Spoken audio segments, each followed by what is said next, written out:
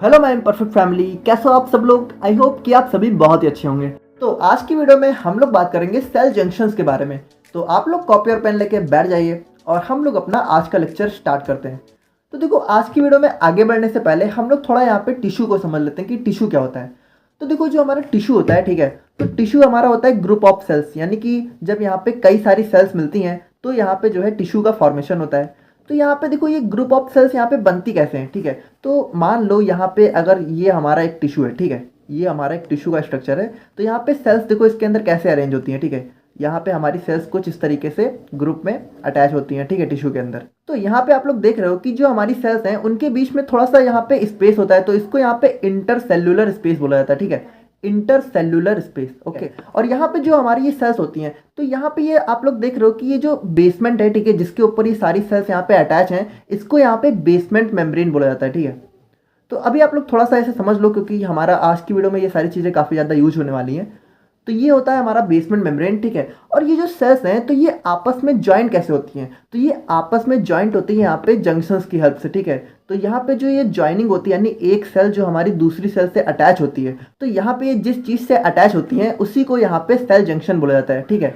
यानी cell junction basically हमारा करता क्या है, दो सेल्स को अटैच करने का काम करता है। और वही चीज हमारे यहाँ पे लिखी हुई है कि cell junction is simply the connection between two plasma membrane और टू सेल्स। यानी कि जो हमारी सेल्स की ऊपरी लेयर यानी कि जो प्लाज्मा मेम्ब्रेन होती है, तो दो सेल्स के बीच का जो कनेक्शन होता है वही हमारा सेल जंक्शन कहलाता है, ठीक है। अब ये जो सेल जंक्शन है ये हमें दो सेल के बीच में भी देखने को मिल सकता है, या फिर जो हमारी सेल और बेसमेंट मेम्ब्रेन है उन दोनों के बीच में भी हमें ये देखने को मिल सकता है। अब ये जो सेल जंक्शंस होते हैं ये हमारे बेसिकली मल्टी प्रोटीन कॉम्प्लेक्स से मिलके बने होते हैं, जो कि दो सेल को जोड़ने का काम करता है, ठीक है, यानी कि उनके बीच में एक कॉन्टैक्ट को प्रोवाइड करता है।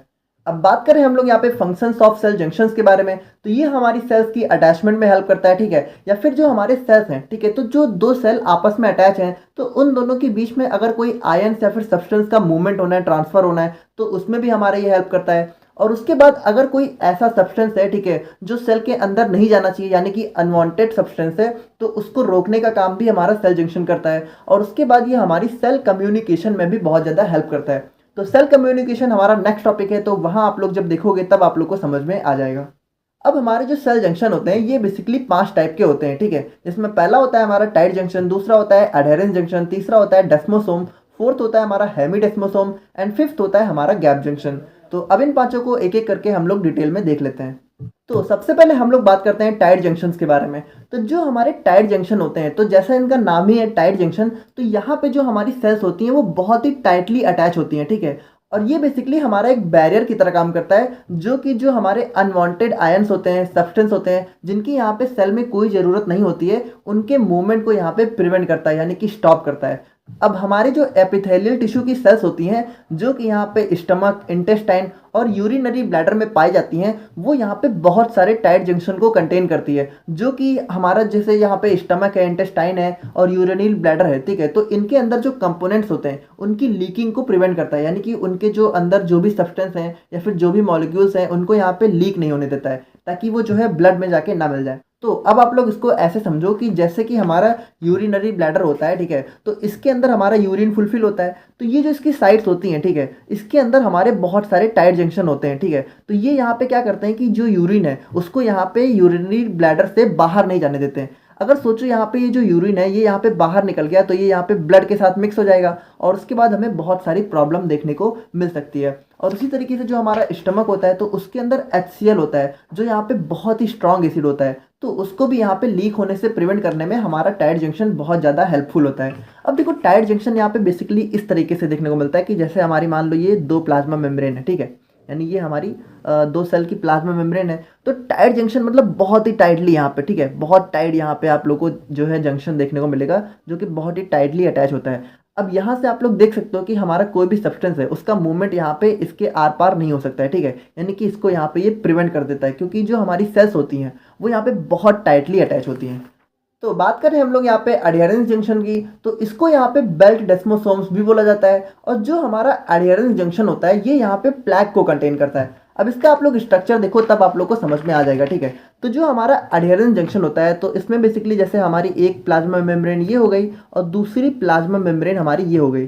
तो ये जो हमारी प्लाज्मा मेम्ब्रेन का इंटरसेलुलर स्पेस होता है, ठीक है, जो हमारा इंट्रासेलुलर स्पेस है, वहाँ पे बेसिकली ये यहाँ पे प्लैक का स्ट्रक्चर कंटेन करते हैं। अब प्लैक हमारा होता क्या है बेसिकली, तो ये होता है हमारा डेंस लेयर ऑफ प्रोटीन, यानी कि यहाँ पे प्रोटीन्स जो है इकट्ठा होते हैं और जो है एक बहुत ही डेंस लेयर यानी कि बहुत ही गाढ़ी लेयर को फॉर्म कर लेते हैं, जिसको यहाँ पे प्लैक बोला जाता है।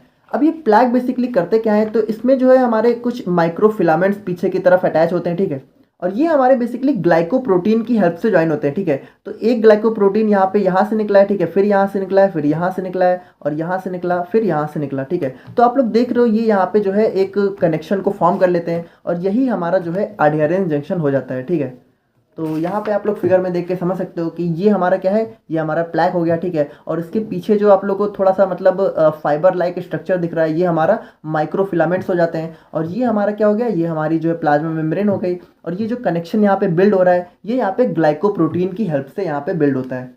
अब बात करें हम लोग यहाँ पे डेस्मोसोम्स की, तो ये बिल्कुल यहाँ पे अडहेरेंस जंक्शन की तरह ही होते हैं, बस यहाँ पे जो फिलामेंट्स होते हैं वो यहाँ पे केराटिन के बने होते हैं। अच्छा, यहाँ पे अडहेरेंस जंक्शन में मैं आप लोगों को एक बात बताना भूल गया कि ये जो है पीछे बेल्ट लाइक स्ट्रक्चर से अटैच होते हैं, ठीक है, यानी कि पीछे ये पूरा यहाँ पे इनकी एक बेल्ट फॉर्म होती है और इसीलिए इसको यहाँ पे बेल्ट डेस्मोसोम भी बोला जाता है, ठीक है। यानी कि ये जो पीछे हैं, यानी कि ये जो हमारा अडहेरेंस जंक्शन होता है, तो इसमें जो ये हमारे प्लैक होता है, ठीक है, ये पीछे पूरा बेल्ट से कनेक्ट होता है, ठीक है, यानी कि बेल्ट नहीं होती है, एक बेल्ट लाइक स्ट्रक्चर होता है, आप लोग देख रहे हो इस तरीके से, और इसीलिए इसको यहाँ पे बेल्ट डेस्मोसोम भी बोला जाता है, जो कि यहाँ पे हमें नहीं देखने को मिलता है, यानी यहाँ पे ऐसी कोई बेल्ट वगैरह नहीं होती है। और ये जो इसके फिलामेंट्स होते हैं, ये यहाँ पे बेसिकली केराटिन से मिलके बने होते हैं। तो यहाँ पे भी देखो वही चीज़ है कि हमारे ग्लाइकोप्रोटीन की हेल्प से हमारा कनेक्शन बिल्ड होता है, ठीक है, और हमारे जो दो प्लाज्मा मेम्ब्रेन है वो आपस में जो है कनेक्ट हो जाते हैं। अब बात करें हम लोग यहाँ पे हेमीडेस्मोसोम्स की, तो देखो ये बिल्कुल डेस्मोसोम्स की तरह ही होते हैं, बस यहाँ पे डेस्मोसोम में क्या होता था, कनेक्शन जो है दो सेल के बीच में देखने को मिलता था,